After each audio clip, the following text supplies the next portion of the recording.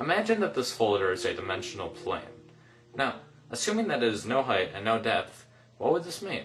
It would mean that it's a one-dimensional world. So if, hypothetically, an organism was living inside of it, it would only be able to move in a linear path forward and backwards in a straight line. Now, if we go to the second dimension, we have two dimensions. We have width and we have length. So hypothetically, if an organism lived inside of here, then it would be able to move up, down, left, right, and anywhere else in between. And a two-dimensional world is comprised of an infinite series of one-dimensional worlds stacked upon each other. Just as our three-dimensional world, which has depth, and length, and height, is comprised of an infinite series of two-dimensional worlds. So, now that I have stacked many folders upon each other, we have three dimensions. We have depth, we have length, and we have width. Now what happens if you keep going on from here on out? We would have a four-dimensional world, but what exactly is a fourth dimension?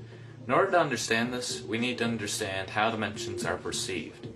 We live in the three-dimensional world, but despite that, we actually view things to be two-dimensionally. Take a perfect sphere, for example. If you're looking at a sphere, it looks just like a regular two-dimensional circle. The only way that you can tell it's an actual sphere instead of a circle is because of the hues of light on it. So just like in a two-dimensional world, if a organism in the two-dimensional world was looking upon a circle, the light would make it appear to be lighter at one end and darker in the middle. Also, if an object is moving closer and farther away from you, you don't actually perceive that it's getting closer and farther away.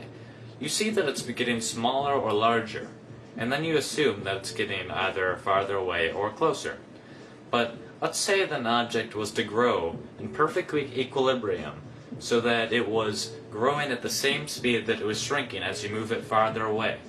Then you would not be able to tell, without any lights or if there were details on the object, that it's moving or growing at all. You may have assumed that since we perceive things to be in two dimensions, that a two-dimensional organism would see in one dimension. So, as we're watching this rubber band expand as it moves farther away from this little organism in the two-dimensional world, it does not actually perceive anything is happening to it because it's growing at the same speed that it's moving farther away. But since we can actually see it from the three-dimensional world and perceive things to be in two dimensions, we can see things for how they actually are. The reason that the two-dimensional organism doesn't see things the way they really are is because the two-dimensional organism sees things in one dimension, just how we, three-dimensional creatures, see things in two dimensions. So in a way, we don't really see our world the way it truly is. A four-dimensional creature, however, seeing our three-dimensional world in three dimensions, would be able to see through things, would be able to see absolutely everything, just as we could see if there was several organisms spread along a 2D environment on your floor. You would be able to see inside houses, you would be able to see inside of people. So if a two-dimensional world, a flat surface, is just made of an infinite amount of lines, then the 3D world is just made out of an infinite amount of planes.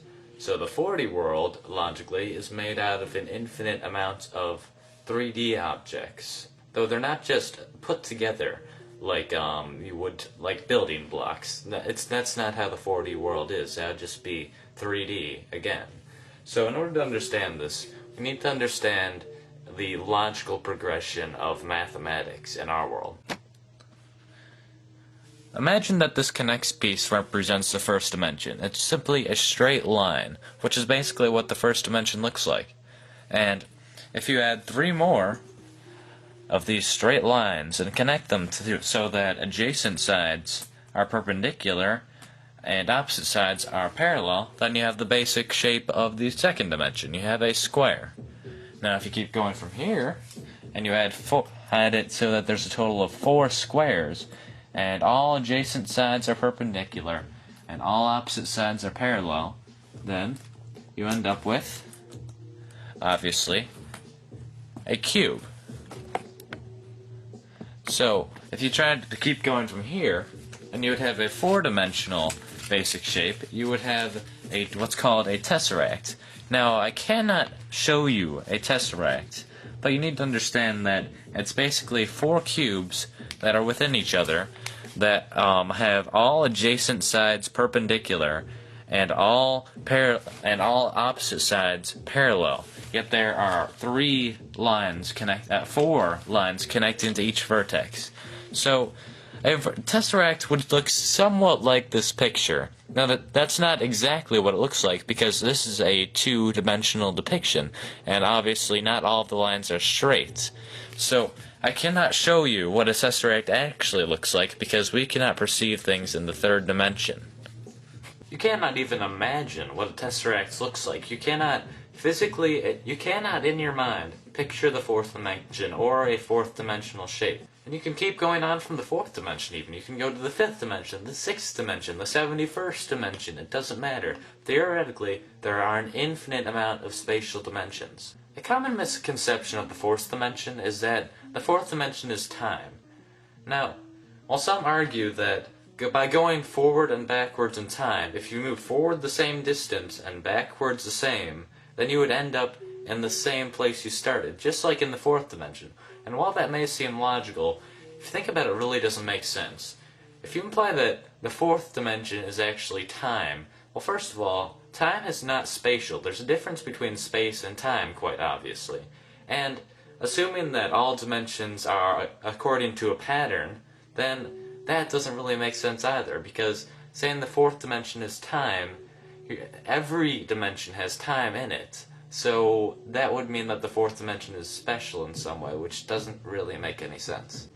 Another reason this doesn't make sense is that we very, very, very slightly travel through time whenever we move due to the distance that light takes to get to our body.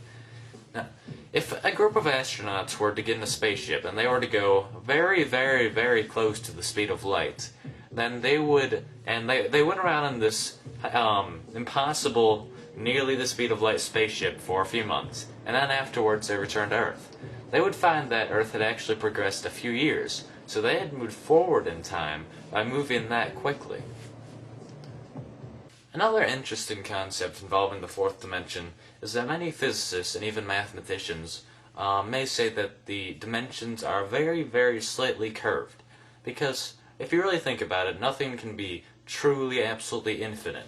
So imagine that the first dimension, the line, is just very, very slightly curved, so that after a very long time, it will end up creating a circle.